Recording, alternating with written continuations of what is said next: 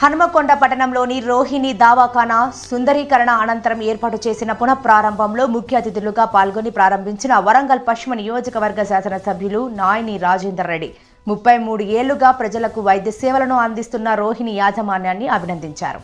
వైద్య వృత్తితో పాటు చాలా మందికి ఉపాధి కల్పించడం హర్షణీయం. రోహిణి సేవలు పేద మధ్యతరగతి ప్రజలకి మెరుగైన వైద్యంతో అందుబాటులో ఉండాలని కోరారు. చిన్నతనంలో రోహిణి దవాఖానాతో ఎమ్మెల్యేకి ఉన్న అనుబంధాన్ని వ్యక్తపరిచారు.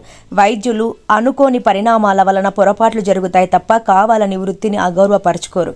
గతంలో విద్యుత్ ప్రమాదంలో జరిగిన ఘటనను ఆనాడు విచారం వ్యక్తం చేసినప్పుడు చాలా మంది వ్యతిరేకించారు. వైద్య సేవలలో కక్ష సాధింపు ఉండకూడదని అందరినీ సమానంగా చూడాలని కోరారు. రోహిణిలో వైద్య సేవల ద్వారా సీఎంఆర్ఎఫ్ బిల్లులు అంతరాయం ఉందని యాజమాన్యం ఎమ్మెల్యే దృష్టికి తీసుకురాగా సంబంధిత మంత్రి ప్రభుత్వ దృష్టికి తీసుకువెళ్తానని ఎమ్మెల్యే పేర్కొన్నారు.